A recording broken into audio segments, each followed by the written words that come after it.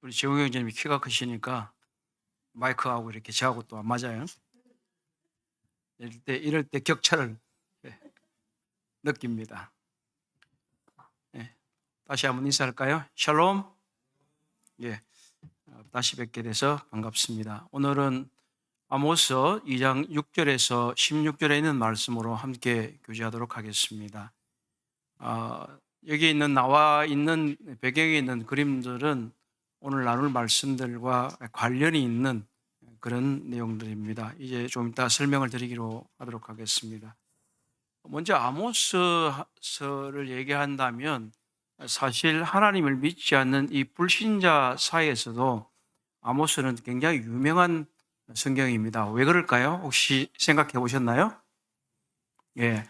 아모스 5장 24절에 가면 오직 정의를 물같이 공의를 마르지 않는 강같이 흐르게 할지어다 하는 이제 구절이 있는데 이 구절을 이전에 사회개혁 운동하는 분들이 자주 인용을 했습니다. 그리고 많은 정치인들도 가끔씩 성경을 모르는 분들도 이것을 인용을 하곤 해요. 어디 있는지도 모르면서 그런 경우들도 있어요. 정의를 물같이 공의를 마르지 않는 강같이 흐르게 하라고 하는 말은 굉장히 인상적이고 또 한편으로는 정의와 공의가 사회에서 실현되기를 원하는 강렬한 소망을 담고 있습니다. 이것은 아모스의 큰 주제이기도 합니다. 그러나 이것이 아모스에 나와 있는 이 구절이 반드시 사회개혁만을 말하지는 않습니다. 오히려 이것은 사회개혁보다는 우리의 삶의 개혁 또는 신앙의 개혁, 영적인 개혁을 말하는 것입니다. 왜냐하면 이것은 이스라엘 백성들에게 하나님께서 너희들이 내가 너희만을 알았다 이렇게 말씀하시고 너희를 출애굽할 때 너희를 내가 끌어내었다. 너희는 나와 계약을 맺은 사람들이다. 나의 백성인들이다. 라고 하는 이 관점에서 하나님의 백성이 하나님의 언약과 어긋나는 그러한 삶을 살고 있고 이 하나님의 백성이 하나님의 백성을 억압하는 이러한 것들 때문에 하나님께서 노하시고 또 이것에 대해서 벌하시겠다고 말씀하시는 것이기 때문입니다. 그렇기 때문에 이것은 우리 자신이 여기에 아모스에 나와 있는 범죄를 또는 아니면 잘못된 관습들을 가지고 있지 않다 할지라도 내 개인과 또는 교회와 그리고 우리가 살고 있는 이 나라와 그리고 인류의 전반적인 이 모습 속에서 하나님께서 말씀하신 공의와 정의가 실현되도록 우리가 기도해야 하고 또 실천해야 하기 때문에 이 아모스서는 매우 우리에게도 현재로서도 중요한 성경입니다. 먼저 이 사자를 보게 되면 이것은 아모스 1장 2절에 보면 그가 이르되 여호와께서 시온에서부터 부르짖으시며 라는 구절이 나오고 또 3장 8절에도 가면 사자가 부르짖은 적 누가 두려워하지 아니하겠느냐 주 여호와께서 말씀하신 적 누가 예언하지 아니하겠냐. 1장 2절에서는 그냥 부르짖는다는 단어만 나와 있지만 이것은 사자가 부르짖는 것을 의미하는 단어와 같습니다. 혹시 사자 울음을 직접 들어보셨습니까? 어떻던가요? 그리고 동물원에 갇혀 있는 사자와 저기 세렝게티 같은 아프리카에 있는 사자가 울부짖는 것과는 또 다릅니다. 야생에 있는 사자가 부르짖으면 오금이 저리고 짐승들도 겁이 나서 다리가 떨어지지를 않아가 도망을 못 간다는 거예요. 그 정도로 사자가 부르짖는다는 걸 굉장히 겁이 나고 또 자신의 간담을 높게 하는 그런 정도로 큰 소리고 웅장한 그런 소리인 것입니다. 포효라는 말 자체가 사자의 울음소리를 또는 부르짖음을 묘사하는데 아마 가장 적절한 한자 단어가 될 것입니다. 이 단어 자체는 어렵지만 부르짖는다 이렇게 생각하실 것 같습니다. 하나님께서 이스라엘의 죄악에 대해서 큰 목소리로 부르짖음으로 꾸짖으시고 또 한편으로 하나님께서 이 복소리 포효를 하심으로 땅이 흔들릴 정도로 큰 소리가 될 것이라고 하는 그런 뜻을 가지고 있는 것입니다. 그래서 오늘날 어쩌면 하나님께서 이 사자의 포효와 같이 부르짖는 것 같이 우리의 영적인 삶과 내 개인의 삶과 그리고 우리들의 신앙이 개혁되기를 바라는 마음으로 하나님이 부르짖고 계실지도 모른다고 하는 사실을 우리가 한번 생각해 봐야 됩니다. 옆에 있는 그림은 뭐냐면 2장 12절에 나와 있는 것인데요.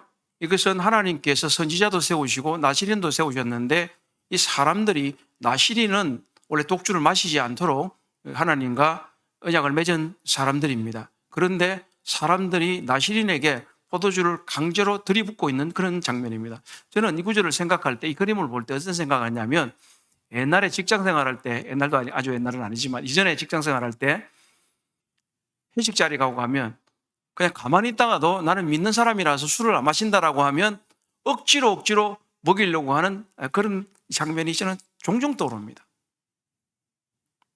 사람들은 어쩌면 하나님과 언약을 맺고 하나님의 뜻대로 살아가야 되는 구별된 사람들에 대해서 매우 반감을 가지고 있고 그들과 같아지게 하려고 하는 그런 것들을 갖고 있는데 이건 하나님의 백성이라고 하는 이스라엘 사이에서 지금 이런 일이 일어났다고 하는 것은 대단히 큰 범죄라는 것을 알려주는 것이고 또 옆에 있는 이 곡식단이 술에 끌고 가는 이 장면은 13절에서 하나님께서 심판에 대해서 말씀하실 때 곡식단이 실은 수로가 땅을 누른 같이 여호와가 이스라엘을 누르실 것이다라고 하는 그런 장면인 것입니다. 그래서 이 세 그림은 오늘 메시지뿐만 아니라 전체 아모스서를 요약하는 중요한 그림일 수도 있습니다.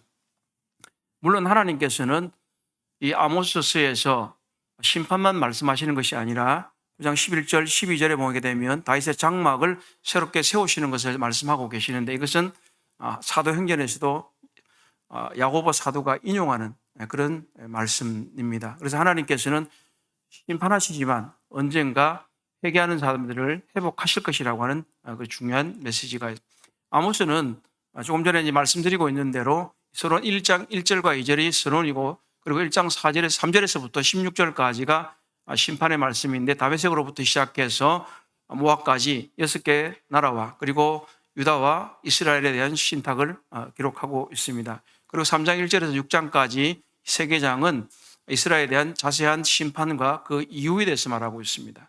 그리고 7장에서도 9장까지는 심판의 결과들에 대해서 말씀하고 계시고 그리고 마지막에서는 다윗 가문의 회복을 말씀하고 계십니다.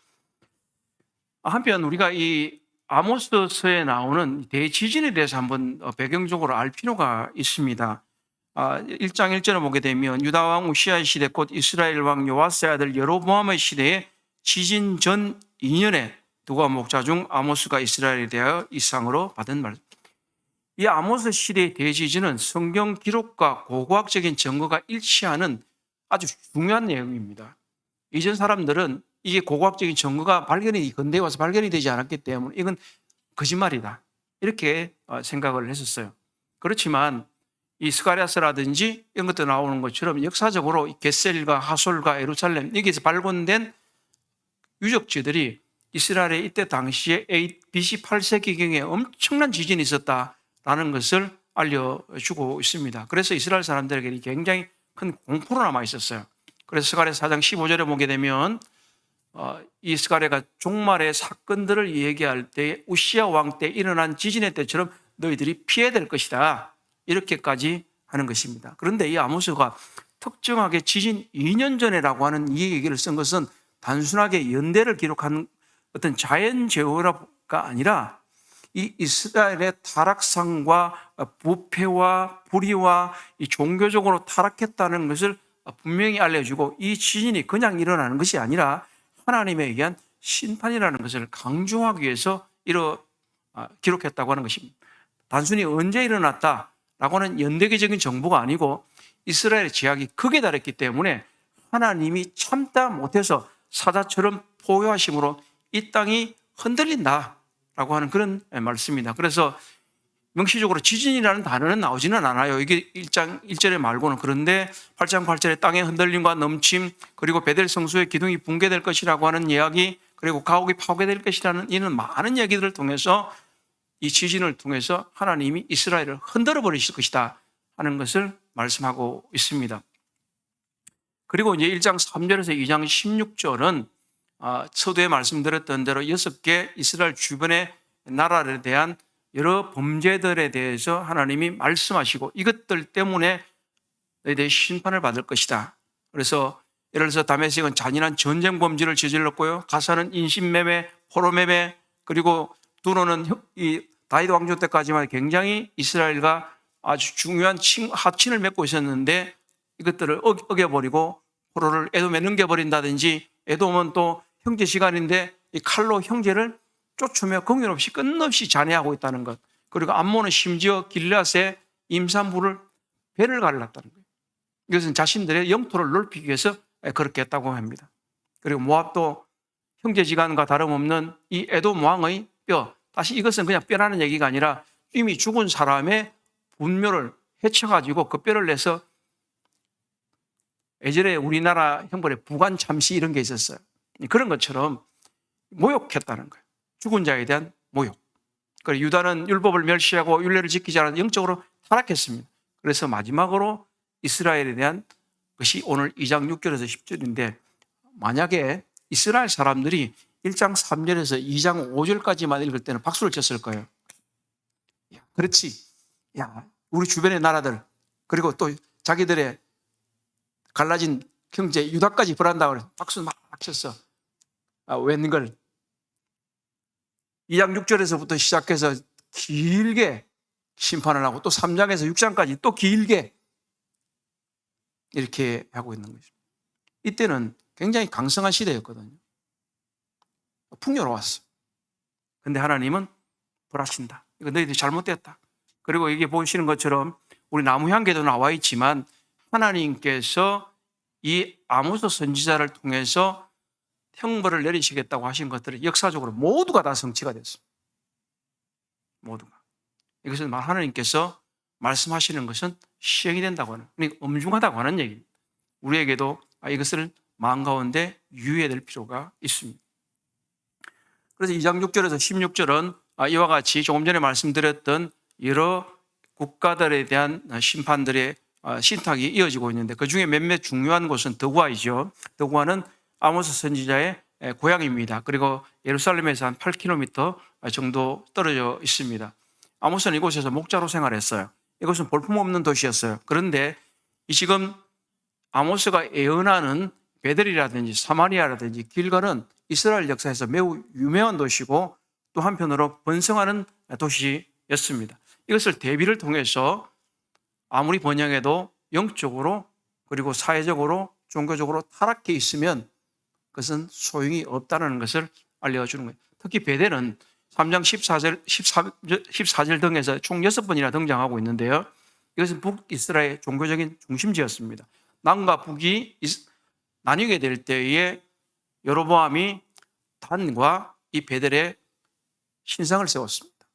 그리고 이 베델은 점점 지나가면서 북이스라엘의 종교적인 중심지가 되어서 그들은 성전을 대신해서 이곳에서 예배를 드리곤 했습니다. 그런데 계속해서 타락하게 되면서 마치 이것은 예루살렘 성전과 전혀 다르게 우상을 섬기는 것으로 변질되어 있고, 한편 또 왕의 성소라 이렇게 표현한 표현 자체는 이미 이것이 종교의 중심지라기보다는 타락한 세속의 중심이라고 하는 것을 얘기하고 있습니다. 사마리아는 북이스라엘 수도입니다.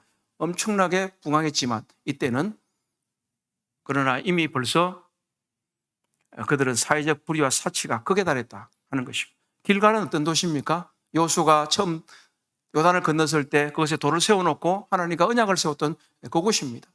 그런데 그곳에서는 형식적인 제사를 지내고 그곳으로 가서 우상을 숭배하는, 그래서 하나님께서 이 호세아서에서도 말씀하시고 이곳에서도 말씀하시고 너희가 길갈로도 가지 말고 베델로도 가지 말아라 하는 것입니다.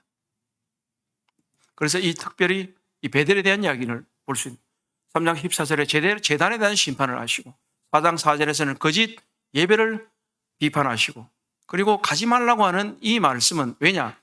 5장 5절에서 6절에서 말씀하시기를 이 베델은 비참한 결말을 맞게 될 것이기 때문에 너희들이 그곳에 가서는 되지 않는다 하는 것입니다.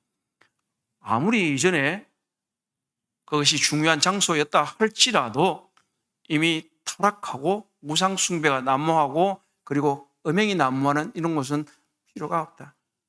하는 것입니다. 그래서 심지어 호세아 선지자는 이렇게 이 베델을 이 히브리 말로 하면 이게 어느 유인데요. 비슷한 발음을 가지고 이제 하는 것이거든요. 그래서 이 베델을 벳아웬이라는 말로 두 번을 쓰게 돼요. 그래서 벳아웬은 허무의 집, 거짓의 집, 망상의 집 이렇게 비웃고 있어요. 그래서 결국은 호세아도 이 호세아와 아모스는 동시대의 선지자이거든요. 그래서 이 호세아 선지자도 말하기를 망할 거다. 가지 말아라. 베델로도 가지 말고 길갈로도 가지 말아라. 그리고 베델 성소는 왕의 성소요, 나라의 궁궐이다. 이미 하나님의 성소가 아닌 왕의 종교적인 중심주로 타락했다 하는 것입니다. 자, 이것을 우리가 이제 본문을 통해서 조금 더 보도록 하겠습니다. 자, 먼저 우리 2장 6절에서 8절은 번영이 하나님의 축복과 반드시 동일하지는 않다 이렇게 말씀하는 거였습니다. 우리 함께 6절에서 8절을 읽어보도록 하겠습니다. 함께 보시고요. 여호와께서 시작.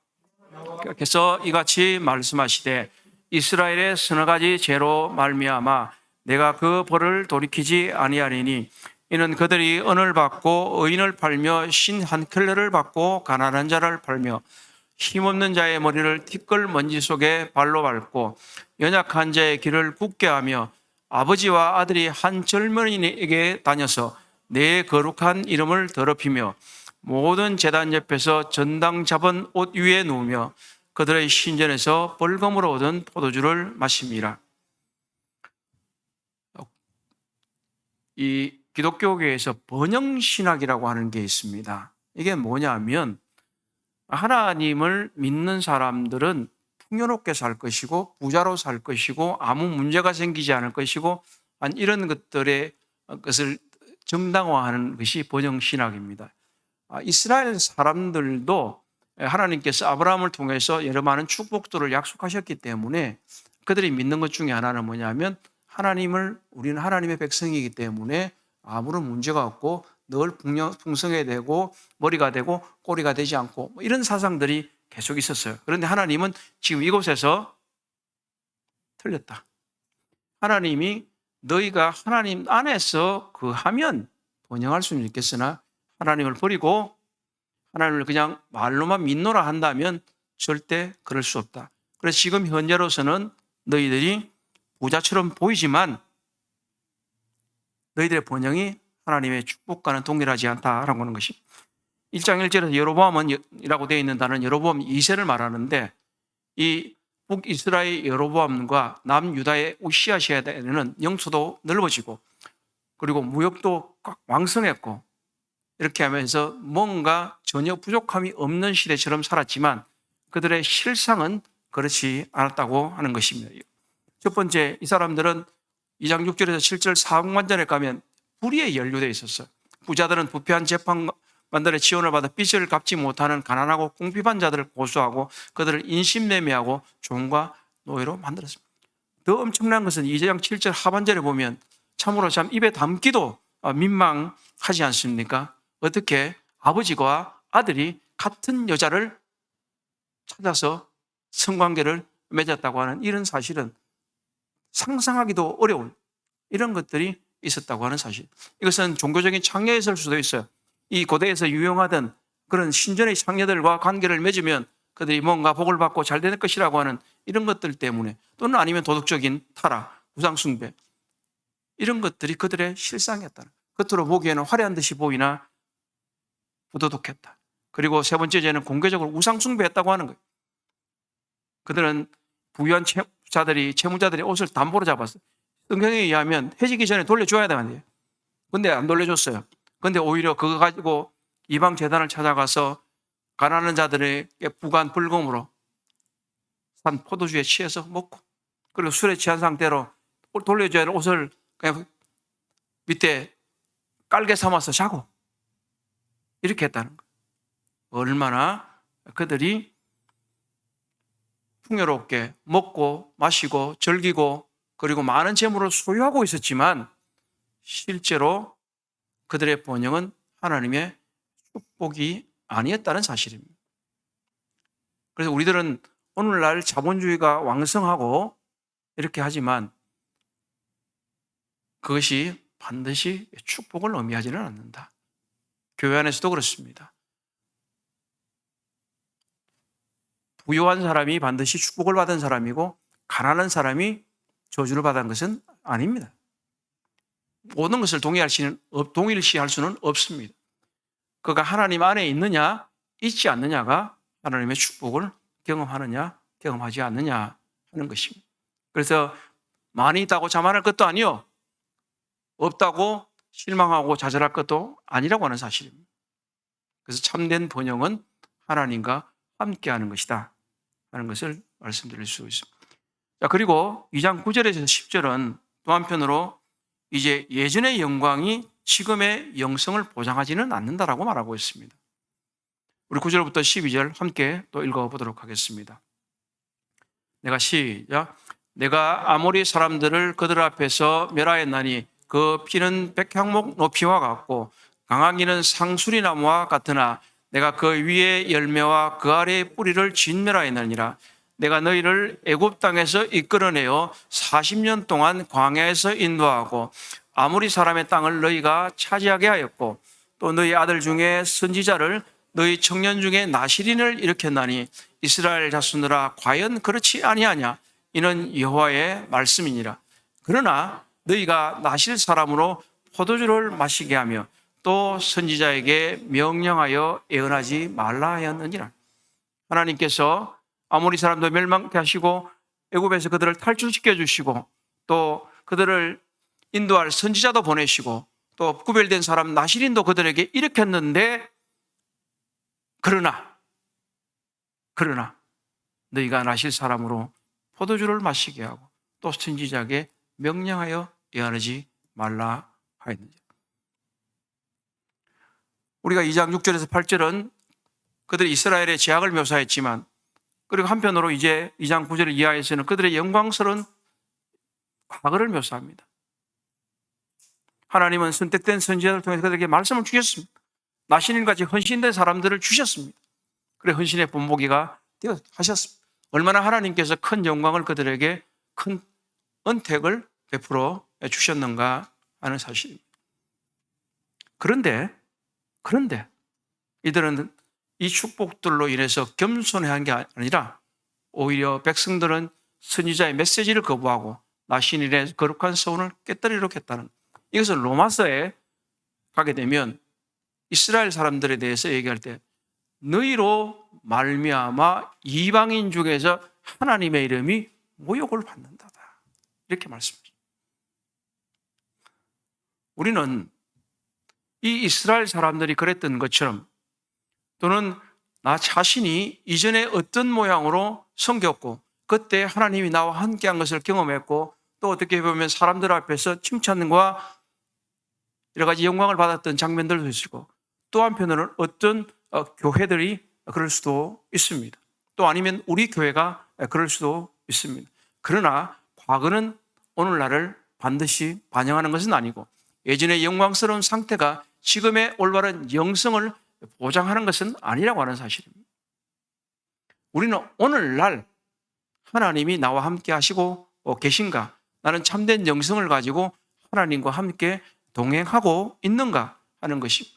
선지자가 무시되고 나시린의 헌신을 깨뜨리도록 만든 이 이스라엘 사람들처럼 우리 자신은 혹시나 하나님의 말씀을 무시하거나 하나님 앞에서 참되게 헌신한 일꾼들에 대해서 헌신을 가볍게 보는 태도를 가지고 있지 않은지 우리 스스로 잘 한번 생각해 보아야 합니다. 한편으로 지금 이 구절들을 말씀드리면서 우리 성도님들이 우리가 이와 같이 참혹한 범죄나 잘못된 영성을 잊지 않은데도 불구하고 이 강한 메시지들이 있기 때문에 너무 힘들지 않을까 하는 생각도 합니다만, 그러나 그것보다는 우리 스스로가 하나님 앞에서 겸손하게 이 구절들이 반드시 하나하나가 나에게 해당되지 않는다 할지라도 우리 스스로를 돌아보는 기회로 삼으면 좋겠다. 우리는 이제 올 한 달 내내 이제 아모스서를 읽게 될 텐데 이전의 영광이 지금의 영성을 보장해 주는 것은 아닙니다. 그렇기 때문에 우리는 지금 이 순간에 하나님께서 나와 함께 하시도록, 내가 하나님의 임재 앞에 서도록 하나님과 또는 동행해야 되는, 광야길에서 하나님께서 이스라엘과 동행하셨던 것처럼, 하나님께서 선지자를 보내실 때 들었던 것처럼, 그리고 나시린의 헌신을 통해서 우리에게 헌신하라고 할 때 우리는 들려지는 말씀을 통해서 순종하기를 원해야 되고, 또 헌신된 여러 일꾼들을, 교회 내에 보고 있는 헌신 일꾼들을 본보기로 삼아서 우리는 살아야 되는 것입니다. 아마 그럴 수 있지. 뭐 특별한 사람이니까 그러겠지. 아니면 또 폄하하거나 이렇게 해서는 되지 않을 것입니다. 우리는 현재 나의 영성이 어떠한가 하는 것에 대해서 잘 생각해 보아야 합니다. 우리는 번영이 하나님의 축복과 동일하지는 않는다는 것과, 그리고 예전의 영광이 지금의 영성을 않는다는 것을 알았습니다. 그러면 어떻게 해야겠는가? 어떻게 해야겠는가?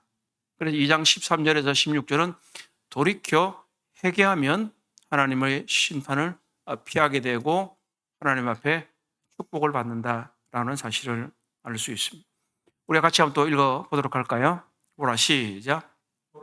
곡식단을 가득히 실은 수레가 흙을 누른 같이 내가 너희를 누르니 빨리 다른 박질하는 자도 도망할 수 없으며 강한 자도 힘을 낼 수 없으며 용사도 자기 목숨을 구할 수 없으며 활을 가진 자도 설 수 없으며 발이 빠른 자도 피할 수 없으며 말 타는 자도 자기 목숨을 구할 수 없고 용사 가운데 그 마음이 굳센 자도 그날에는 벌거벗고 도망하니라. 여호와의 말씀입니다. 아모스는 그들의 끔찍한 미래를 선포하면서 메시지를 마무리합니다. 우리가 서두에서 보았던 그 그림처럼 힘을 많이 실으면 땅이 눌리는 것처럼, 그리고 짓밟히듯이 하나님께서 누르시면 아무도 피할 수 없다. 피할 수 없다. 여기 묘사돼 아무도 피할 수 없다는 거예요. 용사도 피할 수 없고 도망갈 수도 없고. 왜냐 하면 여호와의 말씀이라.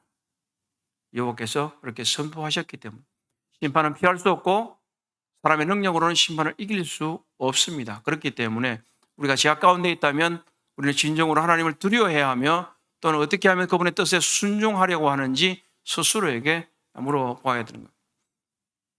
오늘날 우리는 어느 정도의 평화와 번영을 구가하고 있습니다. 지금 저 중동에서 전쟁이 벌어지고 있고 수많은 사람이 죽어가고 다치고 그리고 어려움 가운데 있고, 또는 아프리카에서도 그런 일들이 일어나고 있지만 우리는 어느 정도는 생각하지만 여전히 우리는 평안하게 살고 있습니다. 그리고 번영을 누리고 있습니다. 우리들의 소득 수준은 30년, 40년 전에 비하면 얼마나 올라갔는가요? 그러면 하나님께서 대한민국을 반드시 축복하기 때문에 우리는 이렇게 살고 있다고 생각해서는 안 될 것입니다. 주님께서도 말씀하시기를, 어떤 사람들이 망대가 무너져 죽었는데 그들이 말하기를 그들이 너희들보다 죄가 더 많아서 죽었다고 생각하지 말아라 하는 것입니다. 그렇다면 우리는 반드시 우리들의 평화와 번영이, 우리가 평안하게 예배드리고 교회 출석하고 섬기고 있는 이것이 반드시 하나님이 우리를 기뻐하시는 척도는 아니다. 물론 그러나 하나님께서 우리를 기뻐하시고 있다는 사실은 믿습니다만은 우리가 우리의 심령 가운데서 늘 자기를 잘 돌아보아야 한다고 하는 것입니다. 그렇기 때문에 역대하 7장 14절에 있는 대로 내 이름으로 일컫는 내 백성이 그들의 악한 길에서 떠나 스스로 낮추고 기도하면 내 얼굴을 찾으면 내가 하늘에서 듣고 그들의 죄를 사하고 그들의 땅을 고칠지라. 우리들이 혹이라도 하나님 앞에서 잘못된 것들이 있다면, 죄악을 범한 거 있는 것들이 있다면, 자만하고 있는 것들이 있다면 우리는 하나님 앞에 겸손하게 내려놓고 돌이키고 또 회개하고 하나님 앞에 올바르게 서야 할 것입니다. 그렇게 할 때 우리는 하나님의 임재를 경험할 수 있을 것입니다. 요즘 대한민국의 주식시장이 난리도 아닙니다. 표정을 보아하니 아마 주식을 하시는 분이 없는 것 같아요. 잘하셨어요. 7,000p 올라 7,000포인트까지 이제 갔다고 이제 난리예요. 온갖 사람들이 모두가 다 크게 다 집중을 하고 있고, 또 어느 반도체 회사는 수익금, 이게 영업이익을 가지고 도대체 우리끼리 얼마를 나눌 거냐 하는 것 가지고 다투고 있습니다. 물론 뭐 여러 가지로 이쪽 저쪽 들어볼 얘기들이 많이 있기는 하겠지만 하나님께서 이 물질이 풍요한 이 사회 가운데서 뭐라고 예치시고 계신가? 우리를 향해서 어떻게 부르시고 계신가? 사자의 포효같이 하나님이 우리에게 말씀하신다는 것입니다. 너희들의 번영이 너희들이 코스피 지수를 통해서 수많은 금액을 벌었다 하더라도 성과급으로 수억을 번다 할지라도 너희들의 번영이 반드시 하나님의 축복과는 통일하지는 않다. 그리고 이전에 너희들이 어떤 삶을 살았든지 간에 영광스럽게 지냈고 내가 어떻게 무슨 일을 했고 사람들에게 칭찬을 받았고 또는 교회에서 드러났고 그러나 그 영광이 지금의 영성을 보장하지는 않는다. 중요한 것은 지금입니다. 그렇기 때문에 우리는 이제 우리의 삶을 주님 앞에서 잘 보고 돌이켜 회개해서 하나님의 심판을 피할 뿐만 아니라 하나님의 축복을 받는 하나님이 주시는 복을 마음껏 누리는 그런 우리 모두가 되기를 주님의 이름으로 축복하고 기도합니다. 기도하겠습니다.